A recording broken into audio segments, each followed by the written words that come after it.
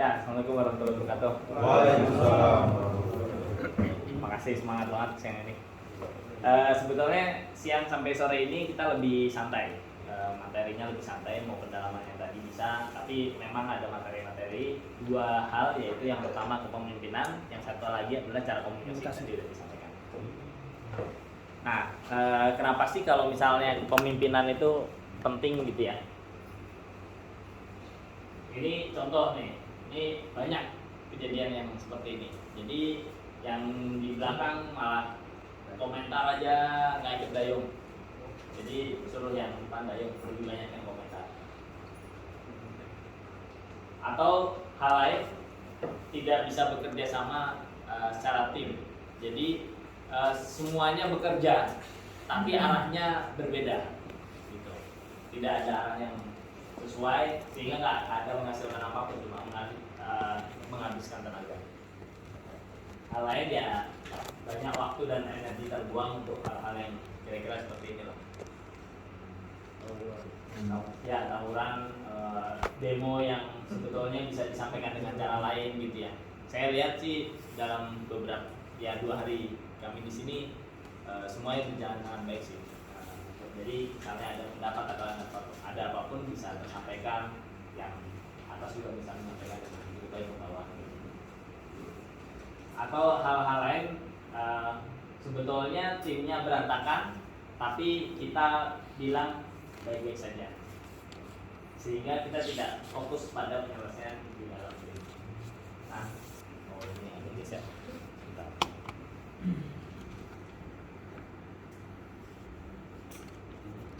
Oke, jadi kalau disederhanakan kira-kira 3 hal ini yang sebelah kiri. Unsur-unsurnya, yang pertama ada yang mempengaruhi, dalam hal ini bapak-bapak semua, yaitu leader, ya kan. Kemudian ada orang yang dipengaruhi, anggota atau mungkin vendor kalau di yang berkaitan dengan vendor. Dan satu lagi adalah ada arahan dari yang mempengaruhi. Ini penting. Jadi arahan itu bisa dalam bentuk apapun. Tadi juga ada sifat otoriter atau demokratis gitu ya. Tadi ada pertanyaan, apa sih bedanya tegas dan marah gitu ya. Basicnya kalau dibedakan secara langsung, tegas itu berbasis pada aturan. Jadi berbasis pada, kalau kita logika, logis, dan satu lagi adalah emosi. Marah itu dari sisi emosi. Dua-duanya bisa ada. Jadi misalnya kita mau menyampaikan sesuatu secara tegas gitu ya. Jadi tegas ya itu basisnya adalah aturan. Kalau marah itu emosi. Emosi ya memang kita kesel aja. Kita kesel terus kita marah gitu. Sehingga makanya tadi di awal saya udah sampaikan, setiap melihat sesuatu paling enggak setidaknya kita bisa melihat 2 hal. Satu dari sisi logisnya, satu dari sisi perasaan. Sisi logis ini yang perlu kita selesaikan duluan. Jadi misalnya nih ada masalah gini agak kompleks ya, kita lihat dulu secara logika ini penyelesaiannya gimana sih gitu. Baru nanti setelah itu kita pikirkan perasaan orang-orang yang terkait di dalamnya, sehingga masalah itu bisa selesai dengan sebaik mungkin. Karena kalau tidak kita bisa istilah orang Jawa bulet gitu, bulet di masalah perasaan aja, tanpa melihat secara logis nih masalah ini selesainya bagaimana caranya. Nah makanya ada tegas tadi, sangat baik pertanyaannya, ada tegas ada marah kan gitu ya. Sedangkan marah memang ya karena kita sebenarnya nggak cuma timur aja, sebenarnya di barat juga sama, mereka pun sama ada istilahnya basa-basi. Di Amerika itu orang Amerika basa-basinya luar biasa, udah pasti how are you gitu, selalu ditekankan hal-hal yang seperti itulah. Yang sebenarnya nggak terlalu basa-basi itu orang Eropa. Orang Eropa ya cenderung to the point, cenderung ini gitu. Tapi tetap nyapa, tetap ini ramah juga sama. Jadi memang di unsur kita ini selalu ada yang sisi logis gimana cara penyelesaiannya, dan sisi perasaan. Yang dua-duanya perlu diperhatikan gitu.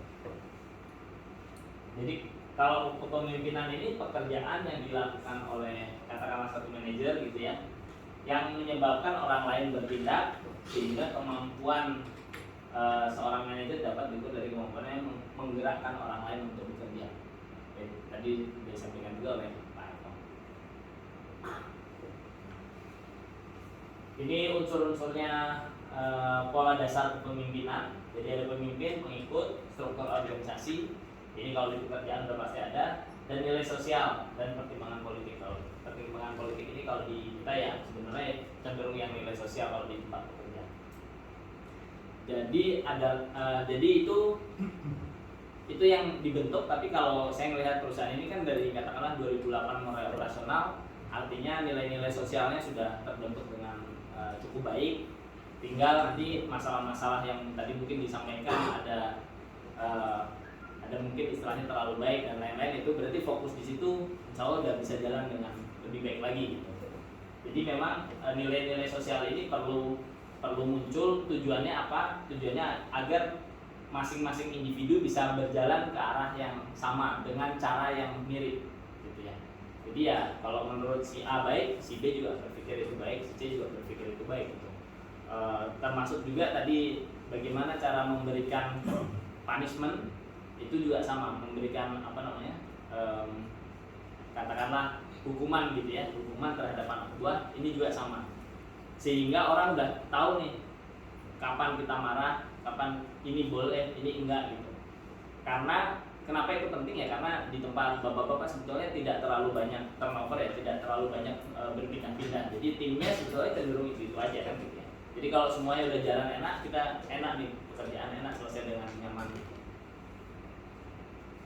Nah, unsur-unsurnya lagi ini kalau dijabarkan lebih jauh, ada pengaruh, kita perlu punya pengaruh itu, pengikut udah pasti punya, tujuan bersama kalau di perusahaan sudah ada, keinginan, niat, ini dasar awal kita bekerja. Ya, kita bekerja untuk katakanlah cari uang misalnya satu. Yang kedua tadi sudah disampaikan kegiatan ya, satu lagi untuk relationship yang berhubungan. Terus tanggung jawab dan perubahan ini dari sisi apapun sebetulnya, tidak harus dari sisi lokasi bekerja, bisa jadi dari keluarga, bisa dari cara kita berpikir, bisa jadi apapun. Tujuannya untuk kita berkembang, untuk kita bisa lebih memahami, apalagi kita sebagai pemimpin, kita harus memahami jenis orang yang jenisnya macam-macam, jadi kita juga perlu mengembangkan diri kita.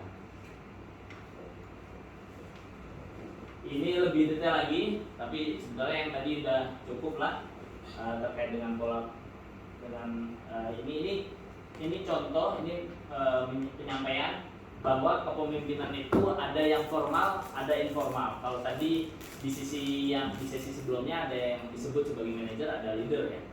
Nah, kalau formal ya kita tahu lah. Kalau informal biasanya ada hal-hal yang menjadikan dia dianggap sebagai leader. Nah, hal-hal ini perlu kita kembangkan di diri kita. Yang pertama ya kemampuan memikat hati orang. Memikat hati ini bisa macam-macam, bisa dari kita pintar bicara, atau kita memang sangat kompeten di bidang itu gitu ya, atau mungkin kita bisa memahami orang dengan lebih baik dibandingkan orang lain dan seterusnya. Kemudian kemampuan untuk membina hubungan yang serasi. Contoh kalau tadi misalnya di teamwork gitu ya, di dalam tim dia bisa menghidupkan gitu. Mungkin orang ini tidak terlalu pandai, mungkin kita tidak terlalu memiliki kemampuan untuk menyelesaikan masalah tertentu, tapi kita pandai untuk ngatur orang, itu juga bisa dianggap sebagai leader informal. Terus penguasaan terhadap arti tujuan organisasi, ini mudah dan cuma seringkali diabaikan. Jadi sebetulnya perusahaan ini ada untuk apa? Kenapa perusahaan ini ada? Targetnya seperti apa? Dan seterusnya. Ini kira-kira gitu. Ini pemahaman ini penting sehingga kita bisa menjalani hari dengan hari dengan lebih nyaman. Kemudian implikasi atas capaian tujuan dan kegiatan operasional ini turunan dari tadi. Jadi misalnya perusahaan ini sebetulnya kemampuannya seberapa jauh dan tahun ke tahun itu jadinya kayak apa sih gitu. Ini yang keempat, maksudnya kayak gitu. Dan pemikiran atas keahlian tertentu yang tidak dimiliki orang lain.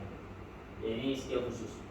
Nah, dalam kasus kita dalam bekerja kan seringkali kita dipindah tanpa tanpa sesuai dengan keinginan kita ya, karena kebutuhan sehingga seringkali ketika kita masuk skill kita belum ada ya. Skill memang perlu dikejar kan. Tahapan langkah awal adalah memahami kondisi yang ada di situ, baik itu dari orang-orangnya, kondisi lapangannya, pekerjaannya gitu, sehingga kita bisa memulai walaupun kita sendiri sambil belajar.